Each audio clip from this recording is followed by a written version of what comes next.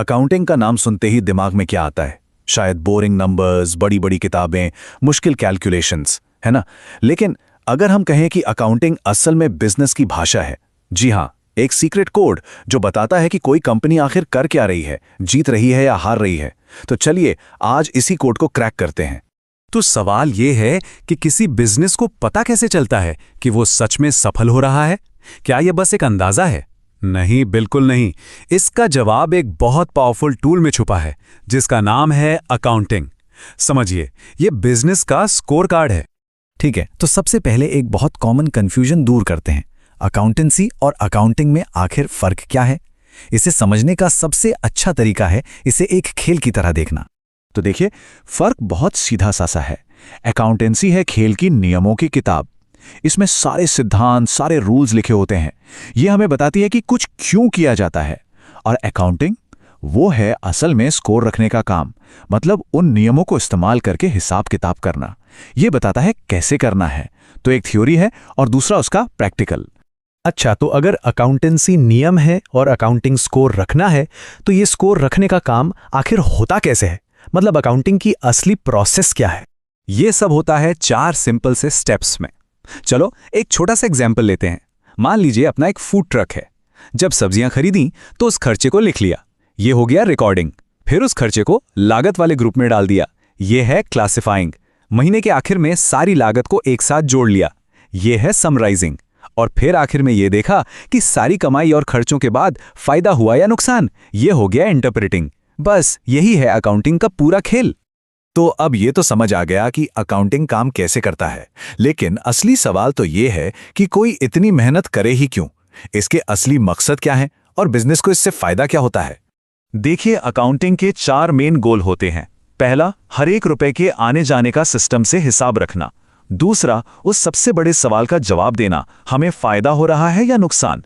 तीसरा, बिजनेस की पूरी आर्थिक सेहत देखना, मतलब हमारे पास क्या क्या है और हम पर कर्ज कितना है। और चौथा, ये सारी जानकारी उन लोगों तक पहुंचाना जो फैसले लेते हैं, जैसे मालिक, बैंक और इन्वेस्टर्स।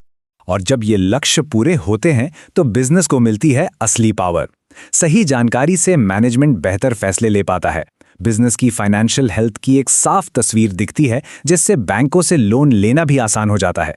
और हाँ, कभी कोई कानूनी मामला हो तो यही रिकॉर्ड्स पक्के सबूत का काम करते हैं। तो चलिए एक सेकंड के लिए रुकते हैं।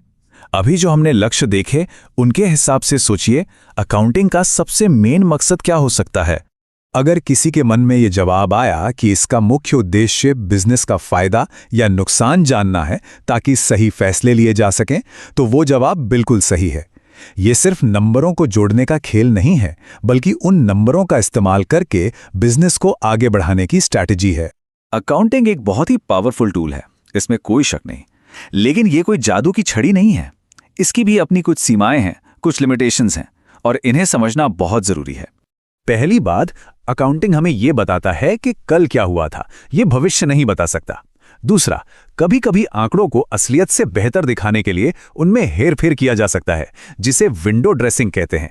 ये एक बहुत बड़ा रेड फ्लैग है। तीसरा, अकाउंटिंग बिजनेस की इज्जत, टीम का जोश या ग्राहकों की खुशी जैसी कीमती चीजों को नहीं नाप सकता। और सबसे जरूरी बात, गार्बेज इन गार्बेज आउट, मतलब अगर आपने गलत जानकारी डाली तो नतीजे भी गलत ही मिलेंगे। तो जब अकाउंटिंग से हमें जानकारी मिलती है तो कैसे पता चले कि ये जानकारी वाकई काम की है या नहीं? एक अच्छी अकाउंटिंग रिपोर्ट में क्या खूबियां होनी चाहिए?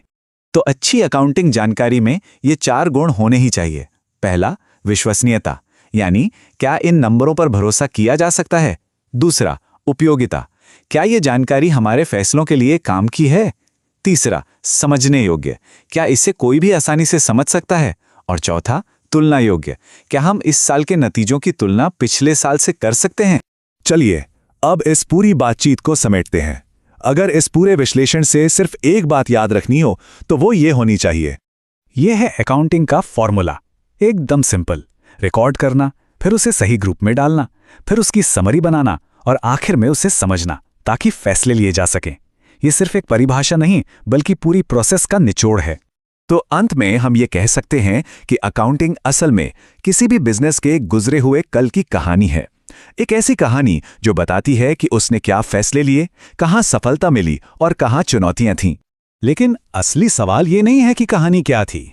असली सवाल तो ये है कि उस कहानी से सीखकर बिजनेस अपने आने वाले कल को कैसे लिखेगा। और बस यहीं पर अकाउंटिंग सिर्फ नंबरों का हिसाब किताब न रहकर एक मजबूत स्ट्रैटेजी बन जाती है।